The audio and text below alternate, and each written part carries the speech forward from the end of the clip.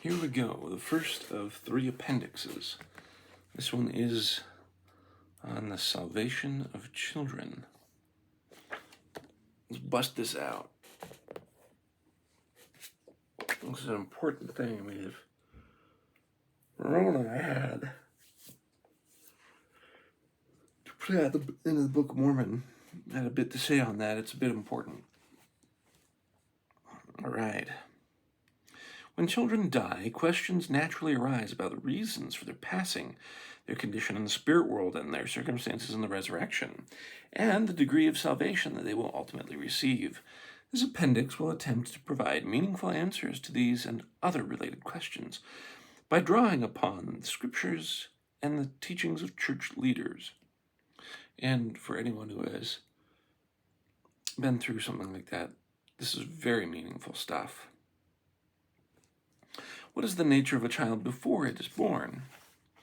The answer to this question is provided by the patriarch Hiram Smith, brother of Prophet Joseph Smith. Hiram made note of the fact that the Spirit of Jesus Christ was full grown before he was born into the world. See Ether 3:6-16.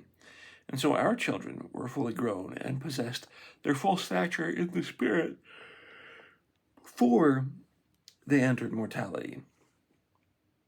Melvin J. Ballard of the Quorum of the 12 Apostles taught the same doctrine. He said that long before we were born into this earth, we were tested and tried in our pre-existence.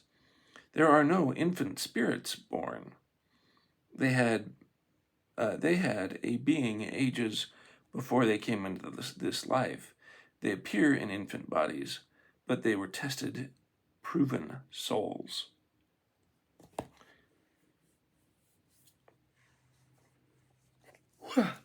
What is the status of a child before it reaches the age of accountability? The revelations that are contained in the Doctrine and Covenants state that every spirit of man was innocent in the beginning, and men become again in their infant state innocent before God. Doctrine and Covenants 93:38. Little children are therefore holy and sanctified in the eyes of the Lord. D&C 74:7. They are redeemed through the atonement of Jesus Christ. They cannot sin, for power is not given unto Satan to tempt little children until they begin to become accountable before the Lord. Doctrine and Covenants 46-47. So, to add commentary on this, I know a lot of Latter-day Saints like to look at their children and basically go, oh, they're so sweet, and so innocent. To me, and I understand where that comes from. I understand the feeling of, oh, they're just so sweet and innocent. But at the same time, having been a parent, I understand they're innocent. True. Yes, this is true. Understandably so. And until they're at the age of accountability, sure, Jesus Christ will definitely be able to, he protects them. He gives them grace and mercy because they have not sufficiently learned for themselves enough good from evil and to continue to be tempted. This I will say, though, I am of the mind that children are not wholly sweet and innocent, as in, like, their actions are sweet and innocent. I believe that they are innocent only because they don't fully grasp the concept of their actions have consequences for others yet.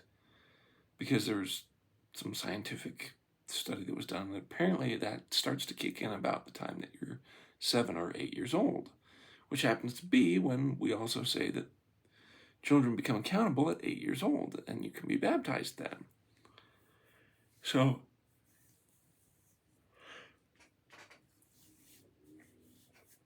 the reason I say this is because if you look at any toddler or anything,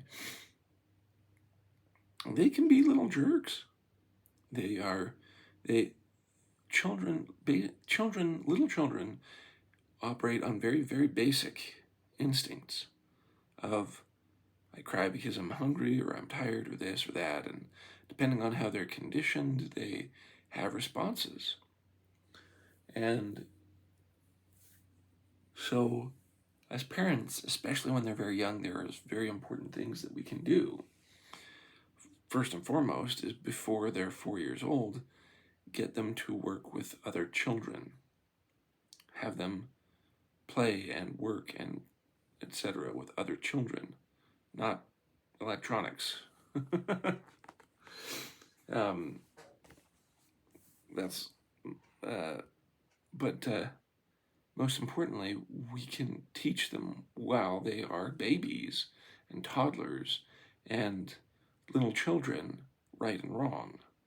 So that way, by the time they've come to the age of accountability, and it really kicks in their head that, oh, my actions have consequences for other people, they already have a great foundation. Because until then, basically, their brains until then make everything always about them. It doesn't matter what's happening. It doesn't matter who's doing what. If it occurs, it occurs to them. And so, until that age of accountability, it can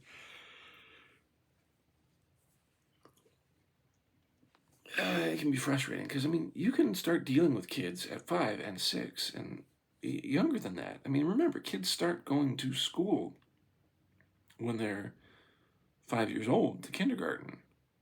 You can start talking with children when they're 2. And can you reason with them? A little bit, but you can start teaching them. It's just...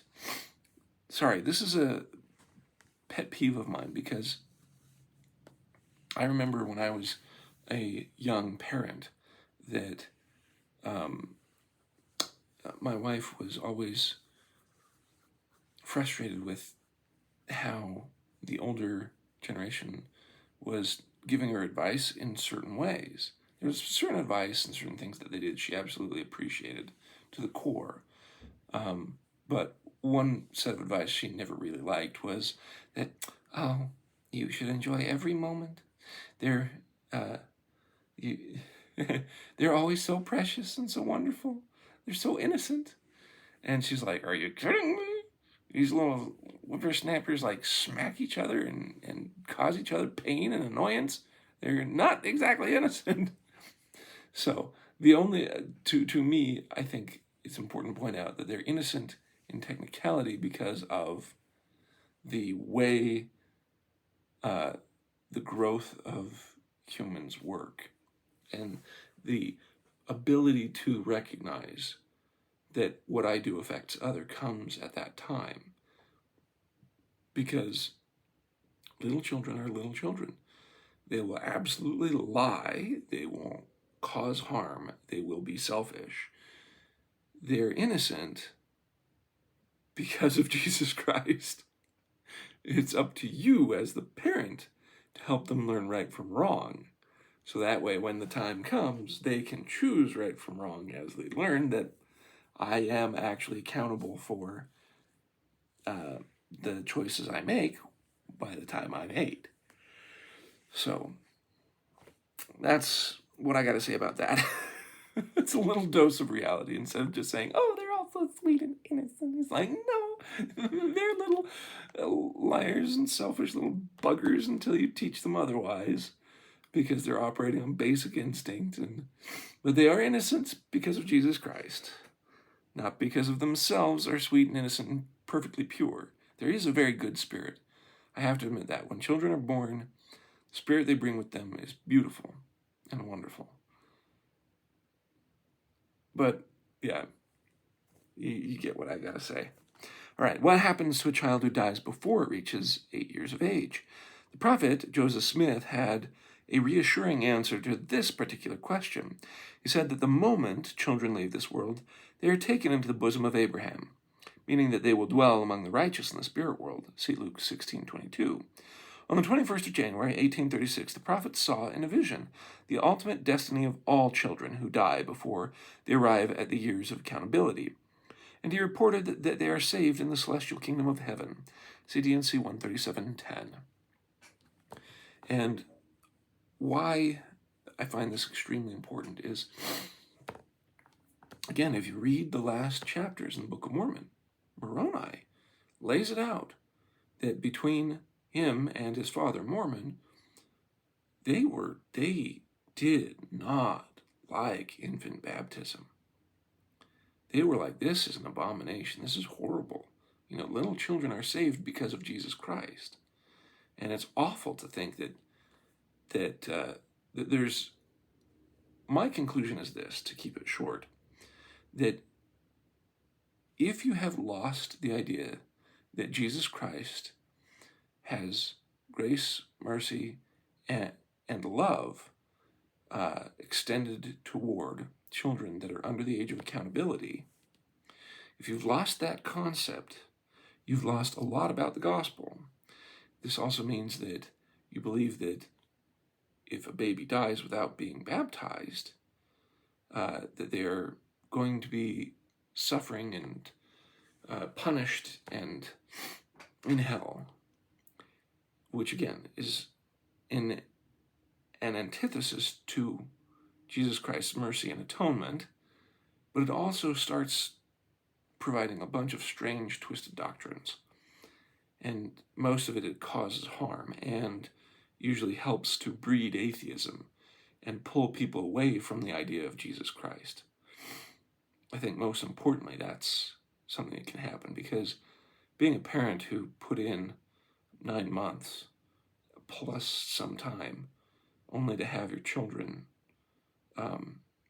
die in some way is horrific. All the beautiful potential of life and loving them and raising them and helping them to become great people is gone. And that's a huge, huge hole in your life. Plus, if you're just looking from a time and effort standpoint, all that pain and heartache that you went through as a parent waiting for the child, and they're gone, it's just, no matter which way you look at it, it hurts and it's horrific. But then someone comes by and says, oh, I'm sorry, your baby wasn't baptized, and so they're going to be tortured in hell. It's like, what kind of God am I worshiping? Comes to mind. And so it takes people away from Jesus Christ, because it's just, that's an awful thought. So I think this is a very important thing to understand, that no, God provides for little children. The world is not fair and cruel, and there's a lot of children that did not make it in life. And to sit there and say that they'd be damned and punished just because they didn't have the gospel, just because they didn't have baptism, that's rough. And that's why I think it's so important that we loudly and happily proclaim that Jesus Christ saves little children. Because, unfortunately, there still persists a lot of people that believe that if they don't have that baptism, well, there's nothing you can do. And it's like, yeah, no, come on, guys. There's a reason there's a better doctrine and a better way. Why do some children die? There are several answers to this question. To begin with, no mortals are immune from the accidents and vicissitudes of the fallen or telestial world. The prophet Joseph Smith pointed out that it is a false idea that the saints will escape all the judgments that are described in the Scriptures, whilst the wicked suffer. For all flesh is subject to suffer, and the righteous shall hardly escape. Doctrine and Covenants 63, 32 through 34. Many of the righteous shall fall prey to disease, pestilence, etc., by reason of the weakness of the flesh, and yet be saved in the kingdom of God. It appears that some children die because of the stage they have reached in their eternal progression. They are evidently only required to be on the earth for a short period of time. Joseph Smith prefaced the following doctrine with a question. Why is it that infants or innocent children are taken away from us, especially those that seem to be most intelligent beings? The Lord takes many away even in infancy, that they may escape the envy of man, the sorrows and evils of this present world. They were too pure and too lovely to live on earth. Therefore, if rightly considered, instead of mourning, we have reason to rejoice, as they are delivered from evil, and we shall soon have them again. The only difference between the old and the young dying is that the lives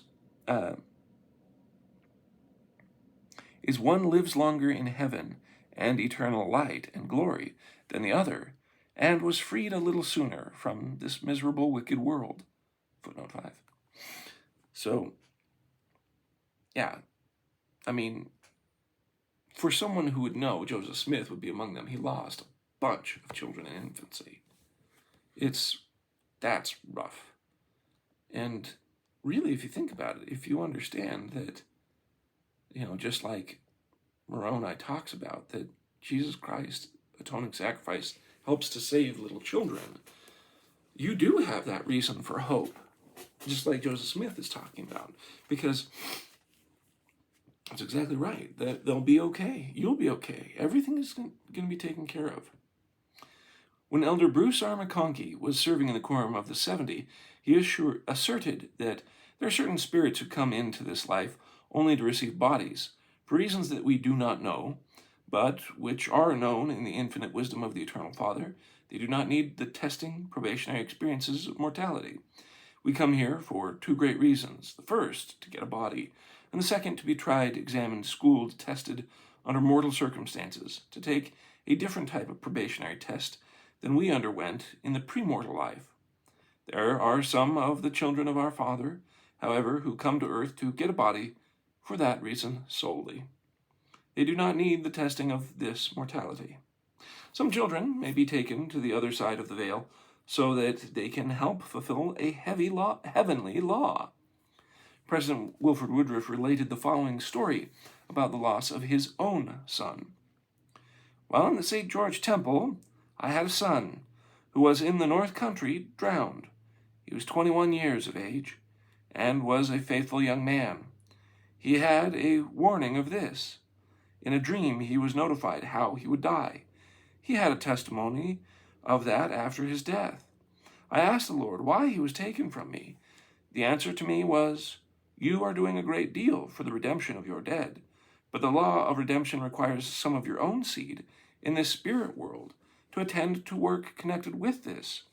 That was a new principle to me, but it satisfied me why he was taken away. I name this because there are a great many instances like it among the Latter-day Saints. This was the case with Brother Abraham Cannon. He was taken away to fulfill that mission, and where we have anything of this kind, we should leave it in the hands of God to reconcile. That reminds me of a story. I don't know if it is Abraham Cannon, but I do remember a story about Latter-day Saints. There was 3 men in a ward, and I can't remember if it was one of them had a dream or they all had a dream, but one of them related that they had a dream that there was kind of like an angel that came to him and said, look, one of you is needed for a mission on this side of the veil, and we have 3 of you that can fulfill this calling, but that does mean that you will have to die to come fulfill the mission on this side of the veil. And so there was 3 good men who were in the ward, who were righteous, who had families, and so he said, I'll give you a little bit of time to think about it, but you need to decide. And so, if I remember right, the person who was talking decided that, I have my affairs and orders, my family's in a good position. I think I can handle it. And so when he dreamed about that, he basically said, yeah, I could take it. And he was then later on taken by an accident or something like that. I know I might be getting details mixed up, but again, there's stuff happening on both sides. And so there's a bunch that we may not know about or be able to really know about much, other than we get little glimpses like that. So I think the things that I think about when it comes to this kind of stuff is that ultimately people are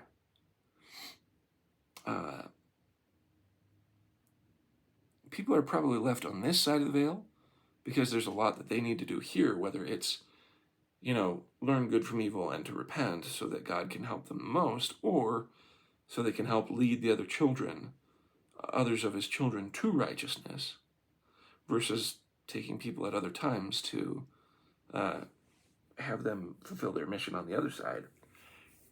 Still, there's plenty of heartache that we have to go through. Many times I'm grateful that I have such a charmed life, but I chalk it up to the idea that the Lord has made my life a lot better because I've been able to follow his commandments. I always wonder, they talk about, every time I come to Abraham sacrificing Isaac in the Old Testament, I'm like, you will be tempted in all things. You will have to sacrifice and be willing to sacrifice all things. You've got to be tested. And I always try and teach my children that. It's like, you have to go through this. And I look at how I grew up and the things I've been tempted and tested in and everything else, and there's a lot that I've gone through, and there's a lot that I see other people go through. And I just go, how much is my life different from theirs? And is it just because I've been able to be buoyed up by the gospel that I've avoided so much pain and heartache? Or is there a lot more yet to come? I don't know. I hope, my hope is always that I can continue to live a blessed and charmed life, and that should any pains and suffering come, that I'm able to handle it so briefly and well and with good humor that it never seems like such a trial, that I'll just continue to sit there and blissfully go, yeah, my life is a beautiful, charmed life, because for someone else, maybe what I've gone through would be horrific and painful, and other people, it would be really hard. But for me, I'm just like, no, this is great, huh? Probably, but that's my hope. Anyways, will those who die as children need to be taught the gospel of Jesus Christ? President Joseph Fielding Smith explained, "It is not the fault of innocent children who die that their parents do not come into the church and refuse to accept the gospel. Through the mercy and justice of our eternal Father, every soul is entitled to hear the gospel. If they do not have the privilege in this mortal life, they will have it in the spirit world, where it is preached to the dead." So the answer is yes. Will those who die as children need to receive any ordinances of the gospel? President Joseph Fielding Smith explains that the celestial kingdom has different degrees in it, and to obtain the highest degree there are many blessings and commandments which have to be kept. The children who die in infancy or early childhood must comply with all of these, just the same as do those who gain their maturity in this mortal life. President Smith added a few instructive details on the matter. Little children who die before they reach the years of accountability will automatically inherit the celestial kingdom, but not the exaltation in that kingdom until they have complied with all the requirements of exaltation. For instance, the crowning glory is marriage, and this ordinance would have to be performed in their behalf before they could inherit the fullness of that kingdom. The Lord is just with all his children, and little children who die will not be penalized simply because they happen to die. The Lord will grant unto these children the privilege of all the sealing blessings which pertain to the exaltation. And all that we need to do for our children is to have them sealed to their parents, for they need no baptism and never will, for our Lord has performed all the work necessary for them. Boys and girls who die after baptism may have the endowment work done for them in the temple. Children who die in infancy do not have to be endowed. So far as the ordinance of sealing is concerned, this may wait until the millennium. And I think that's a good point. Like, if they are in their infancy, if they are before 8 years old, there's a lot that may not need to have work be done. At the same time, I think we're not exactly sure of everything perfectly, of those who have passed on before, when and where, but we can still do proxy work and work it out in the end, because I think God understands there's a lot of missing knowledge here, and that's okay. We'll work it out when we can get perfect knowledge. All right. What will be the state or condition of a child after it has been resurrected? The prophet Joseph Smith asserted on several occasions that children would be resurrected as they were laid down in the grave, but would not grow in stature after that point. In several other instances, however, the prophet declared that while children would be resurrected as they were at the time of their death, they would grow afterward to the full stature of their spirit. So I'm wondering if he had just more information, or if it just wasn't described well the first time, because that seems kind of conflicting. But, President Brigham Young said he heard Joseph Smith say that children would not grow after death, and at another time that they would grow, and he hardly knew how to reconcile it. So even Brigham Young was like, because I'm wondering if they're talking about in the spirit world, they're not growing because they're of full stature, but the physical body will come of full stature. So why did the prophet teach two opposing views on this particular issue? A valuable insight was provided by President Brigham Young, who disclosed that Joseph Smith never had any revelation upon the subject. President Wilford Woodruff, in a letter he wrote to the recorder of the Logan Temple, indicated that the prophet was offering his own personal opinion on children and the resurrection. Now, concerning what Joseph Smith the prophet said about children in the first place, he said children would rise from the grave as they were laid down, and their parents would receive them as they laid them away. This, I believe, he conveyed an idea in the first place that they would not grow, but after more mature reflection, he conveyed the idea that they eventually would grow to the full stature of a man. His views on the resurrection enlarged before he got through, and he said children would grow to full stature. And that's a good point. I think it's more likely that as he grew in understanding, his understanding changed. That's all there is to it. One of the occasions when the prophet said that children would not grow after the resurrection was during the King Follett Discourse delivered the 7th of April, 1844. Elder Orson Pratt said this of the remarks that were made on that day: I doubt very much whether the prophet Joseph, at the time he preached that sermon, had been fully instructed by revelation on that point. For the Lord has revealed a great many things to prophets and revelators, and among them to Joseph Smith, the fullness of which is not at first given. In regard to the resurrection, there may have been many things revealed to him that were true, and others upon which, without having had revelation, he would draw his own conclusions, until it should please the Lord to give further revelation. I have heard, whether it be true or not, I do not know, that before Joseph was martyred, he had obtained further light and information on the subject, to the effect that there would be a growth after resurrection. It is possible that the prophet believed children would not grow after their redemption from the grave because of what he saw in a vision on the 21st of January, 1836. During this revelatory experience, which is now published in section 137 in the Doctrine and Covenants, the prophet beheld that all children who die before they arrive at the years of accountability are saved in the celestial kingdom of heaven. In addition, the prophet saw his father and mother, who were still alive in the celestial realm. Even though it is clear that this vision employed symbolic imagery, the prophet may have taken the scene of children in the celestial kingdom literally, and thus come to the conclusion that they would not grow from after they received their resurrected bodies. So, there you go. And this again is one of those things where if people who are against the church take one quote of Joseph Smith saying, well, they're not going to grow after resurrection, and then compare it to either the teachings that we have now or other quotes of Joseph Smith later saying, well, yeah, they'll grow after resurrection to their full stature of man. Like, oh, see, that's conflicting. So he must be lying on that, which means he must be lying on everything. Again, watch for this sneaked-in premises. The sneaked-in premise is that you're saying that the prophet must be infallible and must speak the fullness of truth at all times. Not they are telling the truth at all times, the fullness of truth at all times. Instead of understanding that someone could grow in understanding and wisdom, and that they have one view beforehand, then they learn the truth of things and grow in that understanding after. This is why I'm grateful that we have these views. That we can sit there and go, Yeah, a prophet can grow in understanding.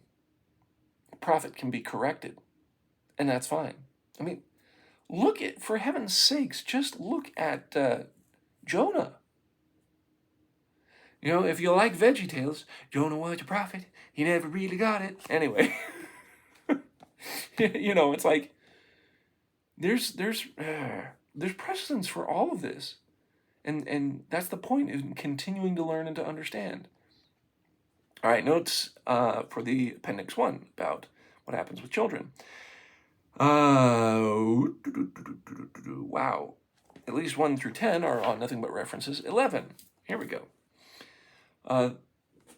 The following statement is found in an article published in Ensign. Precisely what the Lord will require in the form of ordinances or other requirements for spirits who died as infants or children on this earth in order to receive exaltation has not been revealed. Certain it is that we do not currently endow children who die before accountability, nor do we seal them to a spouse, but this does not mean that the blessings of these later ordinances are unavailable to them. Elder Bruce R. McConkie asked, will children who die before reaching the age of accountability, the married and live in the family? Will children who die before reaching the age of accountability be married and live in the family unit? He answered, certainly. There can be no question about this. If they gain exaltation, it means that they are married and live in a family unit. Joseph Fielding Smith, doctrine. Let's see here. Doctrines of Salvation. That's DS, is Doctrines of Salvation. Okay. Elder Melvin J. Ballard once said, You mothers worry about your little children who have passed away. We do not perform marriage sealings for them. I lost a son 6 years of age, and I saw him a man in the spirit world after his death. And I saw how he had exercised his own freedom of choice, and would obtain his own will and volition in companionship, in due time to him. And all those who are worthy of it shall come all of the blessings and sealing privileges in the house of the Lord. Do not worry over it. They are safe. They are all right. So there's further examples of that. 13. For example, comments made March 20th, 1842, reference. It is interesting to note that during 18th of May, 1843's statement, just listed by the prophet, taught that children who are born dead will have full-grown bodies, being made up by the resurrection. For further reading on the future status of stillborn children, see the Encyclopedia of Mormonism and more references. Okay, so I'm also wondering if there's something about that, too. If he has one type of understanding, well, they're not going to grow because they'll have the fullness of bodies anyways, and other times where it's like, well, they'll be resurrected as infants and grow to the full one. Either way, it's one of those tiny details where it appears that Joseph Smith grew in understanding, or that it just wasn't super clear, but either way, it's a little bit small detail. The biggest thing is that the most important thing is that the children are saved through the grace of Jesus Christ and through his loving mercy, and that all blessings will be available to them through their own free will and choice, just as Melvin G. Ballard said. On October of 1843, Joseph Smith's niece, Sophrina Smith, died. The prophet said to Agnes Smith, her mother, you will have the joy, the pleasure, the satisfaction of nurturing this child after its resurrection, until it reaches the full stature of spirit. Lauren Walker, a brother-in-law to President Joseph F. Smith, was present during Sophrina's funeral. He reported the prophet as saying, the body remains undeveloped in the grave, but the spirit returns to God who gave it. Afterwards, in the resurrection, the spirit and body will be reunited. The body will develop and grow to full stature and will of spirit, and the resurrected soul will go on to perfection. Wilford Woodruff said that after the King Follett Discourse, delivered on the 7th of April, 1844, he heard the prophet modify the assertion that children would not grow after they were resurrected. See Abraham H. Cannon, Journal 6th of April, 1889. Special Collections, BYU. B.H. Roberts likewise reports that President Wilford Woodruff very emphatically said that the prophet taught subsequently to his King Follett sermon that children, while resurrected in the stature at which they died, would develop to the full stature of men and women after the resurrection. M. Isabella Horn reports that the following incident occurred some time after the King Follett funeral, which she attended. In conversation with the prophet Joseph Smith once in Nauvoo, the subject of children in the resurrection was broached. I believed it was Sister Leonora Cannon. That's a really cool name, Leonora. Huh. Leonora Cannon Taylor's house. She had just lost one of her children, and I had also lost one previously. The prophet wanted to comfort us, and he told us that we should receive those children in the morning of the resurrection, just as we laid them down, in purity and innocence, and we should nourish and care for them as their mothers. He said that children would be raised in the resurrection just as they were laid down, and that they would obtain all the intelligence necessary to occupy thrones, principalities, and powers. The idea that I got from what he said was that the children would grow and develop in the millennium, and that the mothers would have pleasure of training and caring for them, which they had been deprived of in this life. Isabella's husband, Joseph Horn, likewise testified, I heard the prophet Joseph Smith say that the mothers would receive their children, just as they laid them down, and that they would have the privilege of doing for them what they could not do here. The prophet remarked, How would you know them if you did not receive them as you laid them down? I also got the idea that children would grow and develop after the resurrection, and the mothers would care for them and train them. References, and 18. Benjamin F. Johnson, who was an acquaintance of the prophet Joseph Smith, explained that the gospel was given to us by fragments, and perfection here can only exist in parts or degrees, since the Holy Ghost may not always remain upon a man, may not even a prophet to whom the gospel was not yet all revealed make mistakes, as in the case of governing the practice of baptism for the dead, and also in the prophet's sermons at the funerals of Child of Windsor Lion and also King Follett, when he preached that children, even infants, would sit upon thrones with dominion, which was published in the Times and Seasons at the time, but which, like President Woodruff, I am positive he afterwards reconsidered. It should be remembered that the prophet himself said, I never told you I was perfect, but there is no error in the revelations which I have taught. And I agree with that. It's important to understand. Have you had everything revealed to you? There's a reason why I read extra credit books on the gospel. I think it helps me focus on these subjects individually and get more out of what I do. And so, should you not have the same grace and mercy you would hopefully have towards yourself in learning and understanding the gospel? I'm not perfect, and I doubt that many of us are. Any of us are. And so, for Joseph Smith to grow in understanding and his revelation is a good and important thing, and it's still ongoing. All right, that's the first appendix. Next is covenant status and salvation, and then there will be salvation and grace, and then that'll be it. So we've got 2 more readings, and I either need another book or I might have to have a hiatus until Jonah Barnes takes care of his 3rd book, which he said he has in the bag, but I don't see it, and I sure hope he doesn't turn out like J.R.R. Martin and just leave us hanging for 15 years. I never even got into the whole Fire and Ice series, but at least he's a perfect example to hold him up by. Yeah, come on, Jonah. Got to be better than J.R.R. Martin here. We're waiting for your 3rd book of apocryphal gems. Anyway, it is a grand blessing to live in the Church of Jesus Christ, where we almost take for granted the idea that children, if they're unbaptized, if they're before the age of accountability of 8, that they are saved in the kingdom of God, that they will be in the celestial kingdom. And we take that for granted because I don't know how many people, just regular rank and file individuals of this life, actually really believe in the idea that, well, they weren't baptized, so they're gonna have to suffer. I don't know how many people. I think it's relegated to people who are deep in their theology and understand what really is being taught by their churches and creeds and such, actually still believe that. I think